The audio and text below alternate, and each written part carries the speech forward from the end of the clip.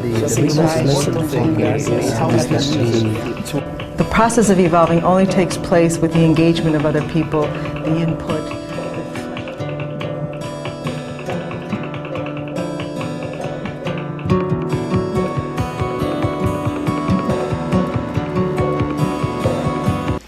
I think we need to both look into the positive side, the countries where you have the RAV and preventive work that is open to sexuality, and the negative examples. What is this? You take drugs and you get reinfected, you don't have sex anymore. What is going on?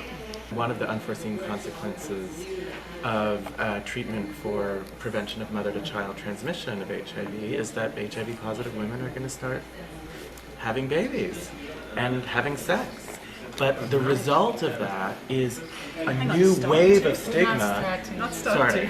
Well, Continue. Never stop. Sure.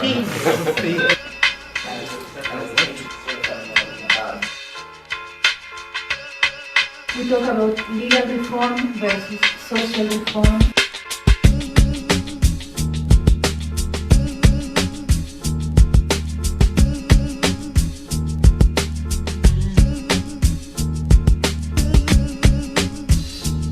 I've worked with a variety of organizations. I was most recently the program director for the International Gay and Lesbian Human Rights Commission. What is our constituency? How can we say, okay, we want to have this next progress?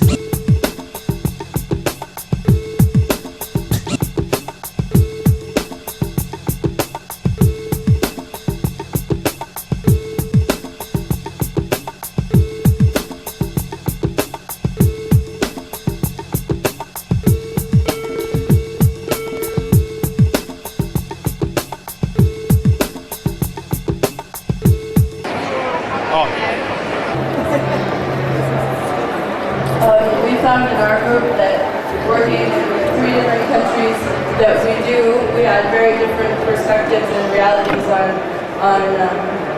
how to work with sexual rights and what they would mean for us in our work.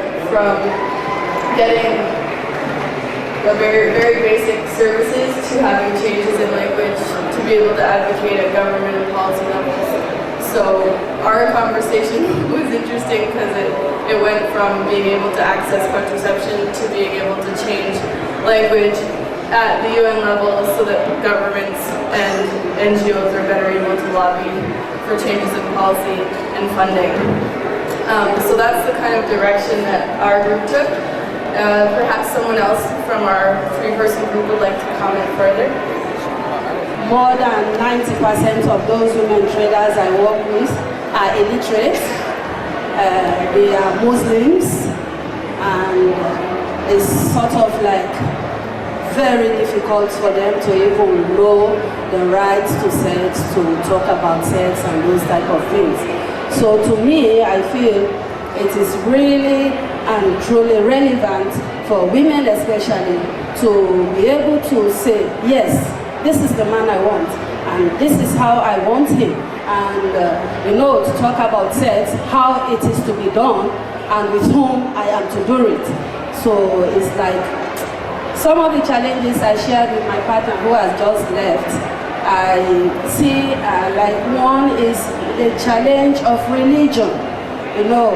The Muslims in my own part of the world are really very difficult to sit down and talk about sex and sex-related activities. It's taboo to talk about sex in Timor. And second, for the women to not allowed to speak in the public on sex, rather they have a right to negotiation with their husband even if they doesn't want to do sex in their household. And then because our focus is for faith-based youth, sometimes people take religious values, it's also as a challenge for their own to have their own right for sexual. So that's a lot of challenges we face, and then in this conference, this is my first attending for International AIDS Conference. This we will learn and share to all of you and learn from your experience, and we hope I can do something in my country. Thank you. Won't work, not fair, testing without care. Won't work, not fair, testing without care. Won't work, not fair, testing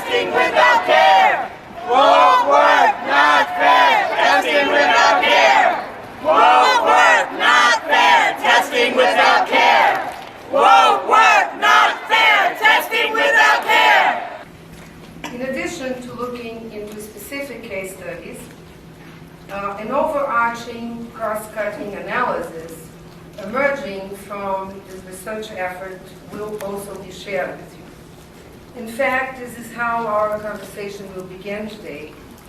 And I therefore invite Dr. Rosalind Tuchevsky to share with us this overarching cross-cutting analysis to start.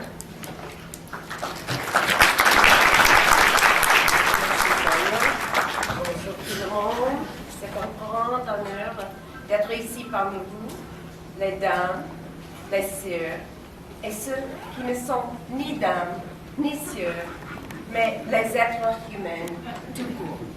The first, sexuality is not a side issue, but a core issue. It lies at the heart of the pandemic.